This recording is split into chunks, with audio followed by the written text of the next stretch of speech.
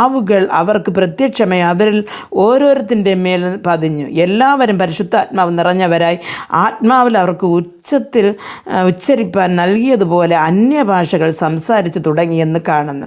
പ്രിയ ദൈവമക്കളെ, അന്യഭാഷകളെ സംസാരിക്കുമ്പോൾ അതിനെക്കുറിച്ച് ആക്ഷേപിക്കുന്നവരും അതിനെക്കുറിച്ച് വേണ്ട എന്ന് പറയുന്നവരും നമ്മുടെ ചുറ്റും ഉണ്ട്. പക്ഷേ ഇവിടെ പറയുന്നത് എന്തെന്ന് പറഞ്ഞാൽ, പരിശുദ്ധാത്മാവ് വന്നപ്പോൾ ശിഷ്യന്മാർ അന്യഭാഷകൾ, തങ്ങൾക്ക് അറിഞ്ഞുകൂടാത്ത ഭാഷകളിൽ അവർ സംസാരിച്ചു തുടങ്ങി എന്ന് പറയുന്നു. അപ്പോൾ അത് കൊടുങ്കാറ്റ് പോലെ ഭയങ്കര സൗണ്ട് ഉണ്ടായി എന്ന് പറയുന്നു.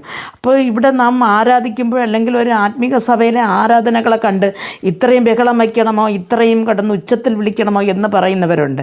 പക്ഷേ ഇവിടെ ദൈവാത്മാവ് പറയുകയാണ്, അവർ ഉച്ചത്തിൽ അവർ ആരാധിച്ചു, ഉച്ചത്തിൽ അവരുടെ ആ ശബ്ദം മുഴങ്ങി, അവരെയും അറിയാതെ അവരുടെ ആരോഗ്യം അത്രയും